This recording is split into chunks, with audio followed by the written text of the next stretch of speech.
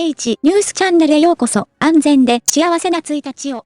2020年3月に韓国警察が大規模なオンライン性犯罪事件を捜査したというニュースへようこそ。人々はそれをルーム N 事件と呼んでいます。私がこのビデオから利益を得ようとしたのは、被害に遭った少女たちを利用して一銭も儲けたくなかったからだ。事件の全容を語ることで、一般の人々がこれらの人々の捜査方法を理解し、今後、親戚や友人に警告するための予防策を講じることを願うばかりです。未成年の視聴者もたくさんいます。この事件は韓国で起こりましたが、もしかしたらあなたや私にも起こったのかもしれません。2018年後半から、ゴジョットという人物が LINE に似た通信ソフトを使って、ルーム1からルーム8まで計8つのチャットルームを開設し、グループ内でわいせつな情報を共有したり、女性を脅迫してグループに参加させたりした。このソフトウェアでは、奴隷のグループと性的搾取により、同様のグループが多数生み出されています。中でも、ユーザー名、ドクターが開設した診察室が最も蔓延している。内容は非常に残酷で、26万人のユーザーが有料グループに参加した。この事件は N 号室事件と呼ばれる。N 号室の事件は記者と大学生2人によって引き起こされた。潜んで深く掘り下げ、最終的には警察に捜査に提出するのに十分な証拠を集めました。N ルーム事件の犯人全員を逮捕するため、米国 FBI と韓国警察が捜査に正式に協力した。この衝撃的な事件の始まりは何だったのでしょうか？次に、意図的に検索されるのを避けるために、ゴジョット OG 氏、ウォッチマンを W 氏と略しますので、通信ソフトの名前は言いません。次に、レイ・オーロンクが一人称を使用して、ルーム N の記者の完全な書き起こしをナレーションします。私は2018年の初め、記者はインタビューを行うために、ポルノ資料を送受信するウェブサイト上で不審なリンクを偶然発見しました。性的搾取の文化について。このリンクはグループへのリンクです。電話番号と名前を入力すれば、次の番号に参加することができます。あなたの名前は公開されませんので、自由に変更できます。6月に正式に潜伏状態に入りました。まずは拡張室に参加しました。拡張室は4つあります。拡張室はビジターロビー、または上映のためのグループパフォーマンスと考えることができます。良い場合のみ他のルームに参加できます。この拡張室にいくつかの作品を投稿した後、高い壁の部屋に入ることもできます。もちろん、もっと早い方法があります。拡張室からの入場には料金を支払うこともできます。その先にはまた高い壁の部屋がある。高い壁の部屋の後にはさらに8つあります。グループ個の8つのグループにより同様のグループを作成する人が増えたため、セックスビデオを配布するグループをルーム N と呼びます。私が入りたいのは前例を開始した W 氏が管理するルームです。彼が運営する8つの部屋が一番人気だそうです。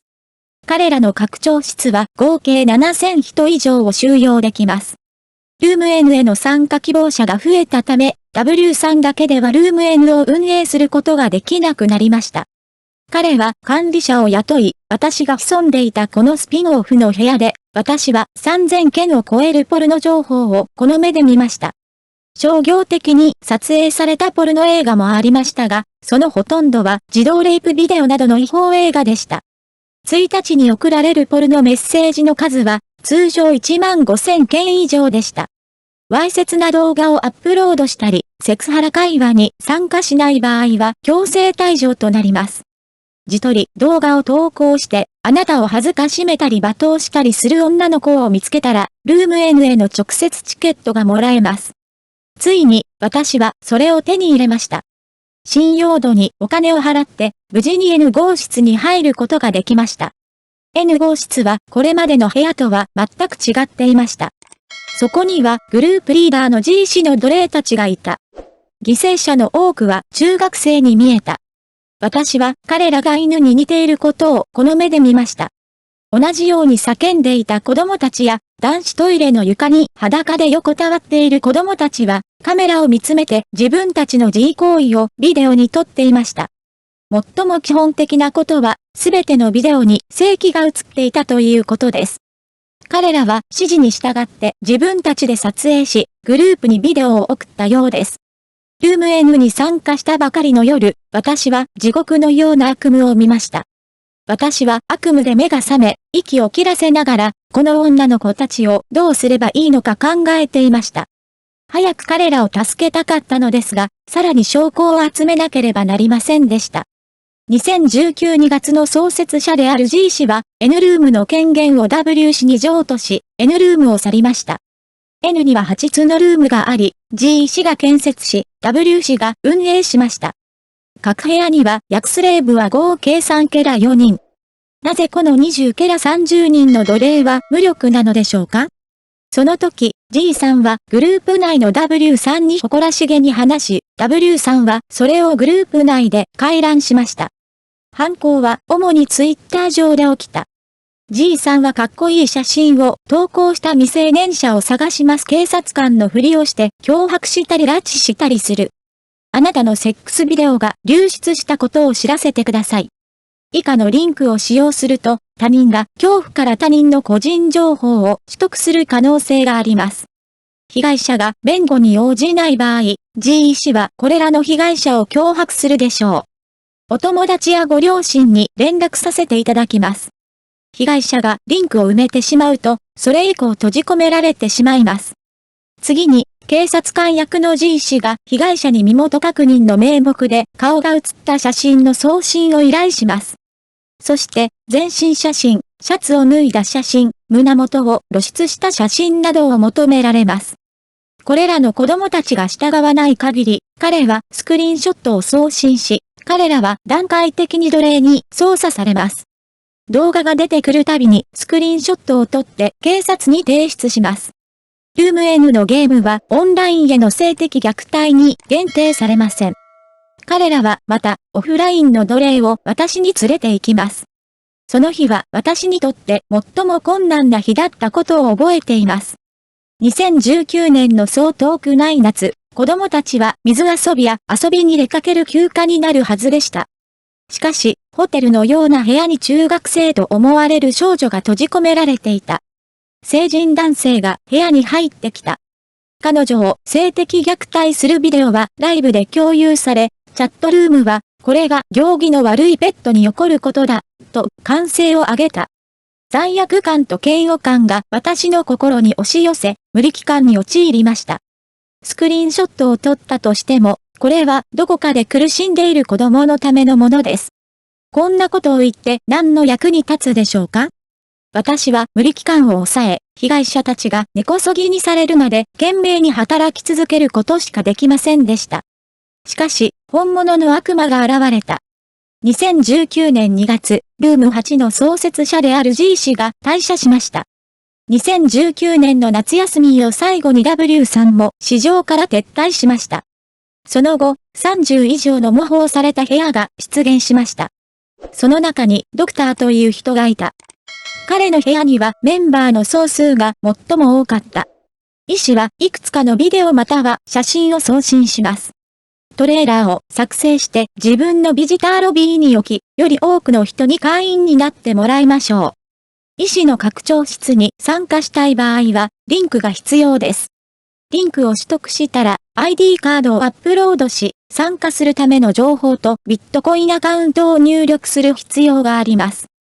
増築に伴い、客室、ビジターロビーの他に映画のレベルに応じて25万ウォン、60万ウォン、150万ウォンの3つのグループに分かれた計算室の部屋をオープンした。25万ウォンの部屋では60万ウォンで過去シーズンの映画を見ることができます。部屋では最新のビデオを視聴できます。150ウォンを支払えば、チャットルームで指示を与えることができます。すべての取引はビットコインで行われます。取引の痕跡を残さないために、医者の部屋にはお金が使われているので忍び込むことはできません。参加は無理かもしれないが、刑事責任が確認できる部屋に無事入ることができた。無事に医師の入門室に入ることができました。医師はこの25万ウォンの有料奴隷部屋に季節外れの品物を置くことになる。この部屋はもはや特別に配置されています。貴重な博士の作品。博士はある日グループ内で私が1日に2人の奴隷を見つけることができると公然と宣伝しました。奴隷を見つけるのはとても簡単です。未成年者を引きつける餌として高収入の仕事を利用する限りモデルになりたいですか？オンラインデートをしながら仕事をしてみませんか？相手がその気になれば露骨ではない写真を撮り始め、その後、いくらかの料金を支払います。少女はとても喜び、相手の個人情報を取得するために簡単な契約書に署名するよう相手に求めます。やがて徐々に相手のサイズも大きくなっていきます。彼が最終的に拒否した時は、すでに手遅れでした。博士は特に奇妙なビデオ作品が好きだった。彼は自分が作った奴隷であることを証明するために少女たちにナイフで体に奴隷または医者という言葉を彫るように頼みました。彼は女の子たちに裸になるよう要求することもありました。頭に下着をかぶったり、目を裏返して病気の発作のように体を震わせてビデオを撮影したりする。これらの作品には共通点が一つあります。それは小指を伸ばすことであり、これは医師の作品の犯罪の兆候です。作品の一つは医師自身のガールフレンドであることが判明しました。私はチャットルームのメッセージの写真とスクリーンショットをすべて警察に渡しました。数多くの残虐な映像の中で、私は長い間言葉を失った映像があった。ビデオでは、毛虫が少女の陰部の周りを這い回っていました。これは商用ビデオではありませんでした。これは演技ではありません。見た後数日間悪夢を見ました。少女の顔は見えなかったが、もがく姿は忘れられなかった。このソフトウェアには、医師の奴隷部屋に加えて、性的虐待のための部屋もあります。各部屋には独自のテーマがあり、加害者は自分の好みや気分に応じて好きな部屋を選択できます。女性兵士の部屋、女性警察官の部屋、女性保健室、女子中学生の部屋、女性教師の部屋などなど。女性教師の部屋に飽きた人が集まって女性警察部屋を作りました。もっと刺激を求めて実際に女子部屋を作ってみた。2歳の女の子が被害に遭う動画もあった。潜伏期間中、私は毎日平均約30部屋を訪問しました。すべての部屋には何千人もの男性がいます。最も人が多い部屋では25000人にも達します。毎日アップロードされる犠牲者の数。各部屋には数百人がいます。私は30の部屋を観察しました。私は毎日被害者に会います。何千人もの犠牲者の個人情報が贈り物として使用されました。このチャットルームでは、被害を受けた少女たちの容姿、名前、年齢、居住地、学校のクラス、職業などの個人情報が流出し、その結果、少女たちは生活の中で性的虐待を受けることになりました。その後、これらの性的暴行資料とモザイクなしのビデオは、誰もが楽しめるように再びグループに変装されました。一度、勇気を出してチャットルームで共有されている電話番号を使って被害者に連絡を取ろうとしたことがある。私は彼らに大丈夫だと言いたかった。逃げられるよ。お手伝いしましょう。あなたは何も間違ったことはしていないと言いたいのです。恐れることはありません。しかし、ほとんどの人は電話に出ません。翌日、電話はボイスメールにつながります。電話を切ってしまえば、すべてはただの夢だと思うかもしれません。彼らはシャットダウンされています。地獄に落ちた子供たちよ、今どこにいるの？できるだけ早くこの子供たちを助けることはできないでしょうか？この期間中、医師は74人もの女性に危害を加え、そのうち16人が未成年で、最年少はわずか11歳だった。これらの性的虐待ビデオは、これら3つのグループ内で配布されただけでなく、一部の思慮深い人々が他のグループにも再投稿しました。グループは十分な証拠を集め、最終的に警察は行動を起こした。最後に、主な容疑者である張淑浜博士、愛称、張淑浜博士は、2020年3月19日に警察に逮捕された。警察は、この事件に120人以上を関与させ、共犯者17人を逮捕した。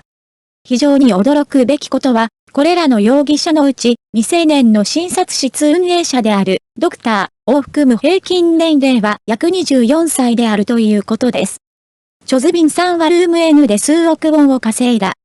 有料サービスには計26万人のユーザーが参加した。韓国国民は青河原大国民請願委員会を通じてこの人物の公開を請求した。請願者の数はわずか数日で100万人を超え、史上最大の請願となった。多くの有名な韓国の俳優や歌手が政府に韓国の徹底的な調査を求めるために飛び出した。大統領は最終的にすべてのグループメンバーに対する徹底的な調査を要求することを表明し、これらの人々の行為は非常に残酷で許しがたいものであると信じていました。韓国警察が発表する前に、韓国メディア SBS は張淑浜容疑者の写真と身元を公表するという大々的な動きをしていた。韓国が性暴力犯罪特別法を制定して以来、未決容疑者の身元を公表するのは初めて。医師の情報がすべて公開されたことが分かりました。もともとは N 号室。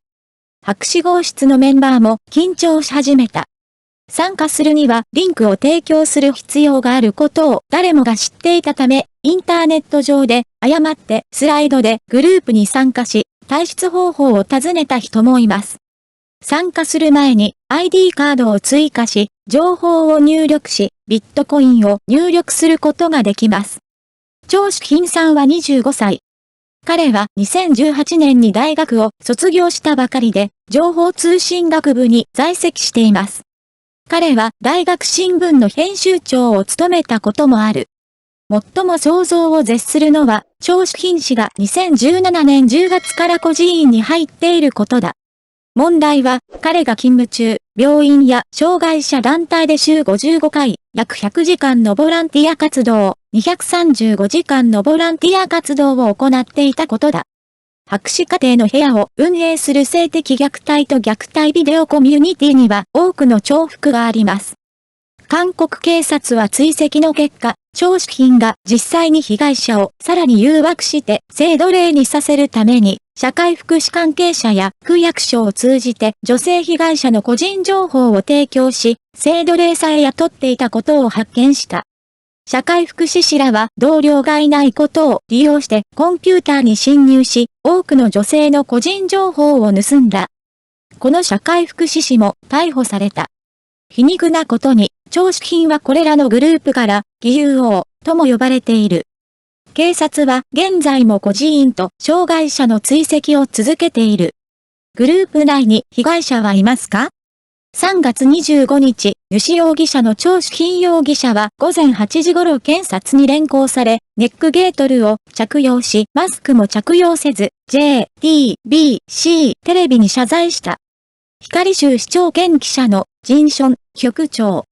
彼は皆さんの助けに感謝しますと言いました。私は止められない悪魔のような人生を止めましたが、なぜ彼がこれらの名前をリストしたのかは誰も知りません。メディアがどんなに追求しても、彼はただ沈黙を貫いた。一部のメディアは、張淑浜氏が匿名チャットルームの医務室で、JTBC テレビ局のディレクターとは義理の兄弟であると繰り返し主張していたと指摘した。光州市長の名前も挙げており、これを利用してメディアや政界と特別な関係があるというイメージを醸成するつもりとみられる。一部のネチズンは、この3人もルーム N と関係があるのではないかと尋ねました。私たちはこれを知りません。私たちは、それがこれら交換の関与ではなく、張淑浜自身が意図的に作り上げたイメージであることを祈るばかりです。この事件がインターネット上で暴露されてから、韓国では多くのフォーラムが登場した。多くの人がこの映画を求め、多くの人がお金を払ってみました。メンバーたちは飛び出してきて、あの子たちのせいだ。と文句を言いました。私は自分でお金を払い、これらのアダルトビデオを合法的な方法で視聴しました。私が何を間違えたのでしょうか？自分の体を投稿する乱行女性をまず罰すべきではないかという人もいます。もしアップロードしなければ26万人の犠牲者は出なかったでしょう。犠牲者26万人はビデオを見た人々だ。この発言は本当に性的意識が欠如していて悪質です。被害者はなぜ警察に通報しなかったのかと尋ねる者もいた。彼らは自分たちを守るために合法的な武器を使う方法を知らないのでしょうか？ある人がレイプ報道について、そんなに薄着ならレイプされても当然だ、とコメントしているのを見たことがあります。私は彼と長い間議論しました。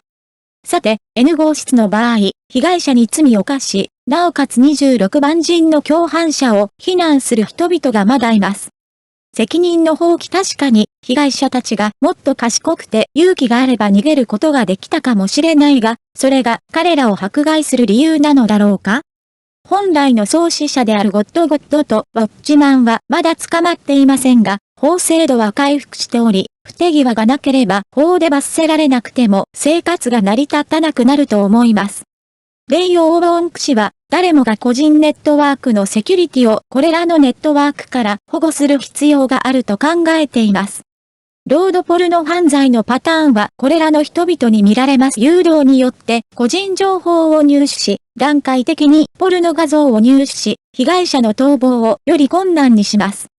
不幸にして関係者からの嫌がらせや強要に遭遇した場合は、できるだけ早く警察または地元の女性団体に連絡してください。